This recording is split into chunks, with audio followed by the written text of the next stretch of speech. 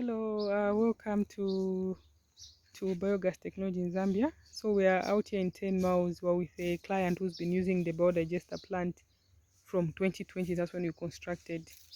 So I would like to hear how his experience has been, his testimony, and how he's been using the organic fertilizer. So this video is specifically centered on organic fertilizer. He's been using the biodigester for gas production as well as for organic fertilizer production. So I'll just quickly let him introduce himself, and then he can tell us how he's been using it. Mr. Mteto, sir, your names and where you are and Thank you so much. I live off Mungule Road, in basically Mungule area. I started using the biogas, if I recall, to be March 2020, so it's slightly over 2 years now.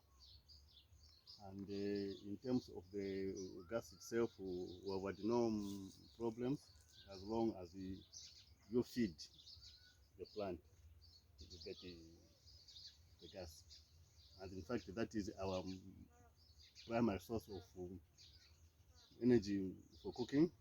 We also have got an LPG and an electric stove, but those two are basically just as backup. Then apart from the cooking, we also get the Bioslurry, which we use in the orchard. We have got a small orchard where we do some bananas, oranges, and mangoes. So we use it there. Unfortunately, the plant is a bit far from the orchard, so we do normally just load it in 210-liter drums, and then we go and offload it in the orchard. Small water pump. We also sometimes directly pump into the field where we grow maize for making silage for our dairy cattle. And so far, in terms of performance, I think we have not been disappointed. It has done quite well. Performance, I think we have not been disappointed.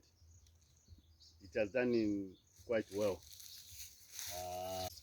They are quite healthy, and also even in terms of when we pump it into the field where we grow maize for silage, I think it has done quite well. So we shall continue applying it in our fruit trees, in our small vegetable garden, as well as in the fields which are close. okay. I only wish it was closer to the orchard, because then we would pump directly into the orchard. Okay, so can you maybe steer for us? They should see how the slurry looks like. Yes, this is the slurry. So this is the slurry. So it's liquid form. It's in liquid form. Okay, so how do you apply it? We just, as I said earlier on, we get a pickup, and then we put the drums behind the pickup. We load it into the drums, and then we take it to the field, to the orchard, and then there we just using 20 liters bucket, just like this one here, and then we scoop from the drum, and then we pour into the orchard. Okay. After that, we open the water. We start watering. So in other ways, you mix it with water. Yes. It's yes. okay. I think that's a recommended ratio. Yes. That I can't recall often, but it's a ratio that we use. Okay. So in your maize, that's where you use it. Can you recall how much fertilizer you used to use before and how much you have cut with the use of bioslurry? Um, in fact, we don't use any fertilizer. Whenever you use any fertilizer, we had actually just been using the chicken manure directly.